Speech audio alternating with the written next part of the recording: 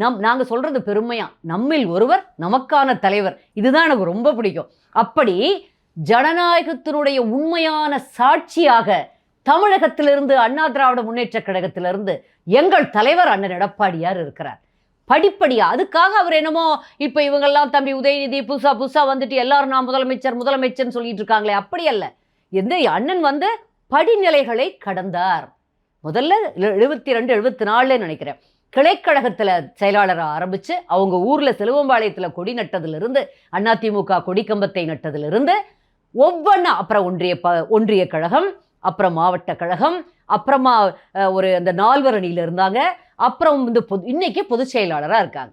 அதே மாதிரி சட்டமன்ற உறுப்பினராக, வாரியர் தலைவராக, கொள்கை பரப்பு செயலாளராக இருந்தாங்க, தலைமை நிலைய செயலாளராக இருந்தாங்க. அவர் பார்க்காத பதவியே இல்லை, அந்த அளவுக்கு அத்தனை பதவிகளை பார்த்துருக்கார்.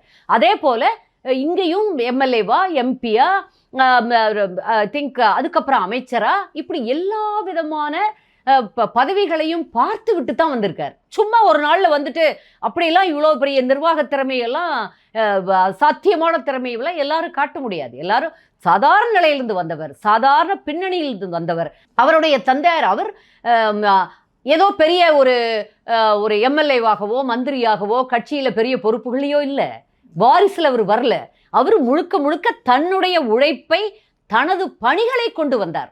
கட்சி மேலே தீவிர விசுவாசம். முதலில் 89 கட்சி பிரிந்து சேவல் புறா என்று போட்டியிட்ட போது கூட அம்மாவின் விசுவாசி, சேவல் சின்னத்தில் நின்று வெற்றி பெற்றவர். அவ்வளவு தீவிரமான அம்மாவின் விசுவாசி. அந்த தீவிர விசுவாசமும் இயக்கத்தின் மேல் கொண்ட தீவிரமான பற்றும் தான் அவரை இந்த நிலைக்கு உயர்த்தி இருக்கிறதே தவிர, ஏதோ எல்லாரும் நினைக்கிற மாதிரி இல்லை. ஒன்று ஒத்துக்கிறேன், எல்லாரும் அம்மாவும் சரி தலைவரும் சரி வெற்றி எம்எல்ஏவா வெற்றி நிற்கும் பொழுதே அவர்கள் முதலமைச்சர் கேண்டிடேட்டும் தெரியும். எங்கள் புரட்சி தமிழருக்கு, எங்கள் பொதுச் செயலாளருக்கு அப்படி தெரியாது. அவர் நிற்கிறப்ப அமைச்சராவார்னு தெரியும், முக்கியமான ஒரு மந்திரியா இருப்பார்னு எல்லாருக்கும் தெரியும். அது அன்ஃபார்ச்சுனேட் சிச்சுவேஷன்ஸ்.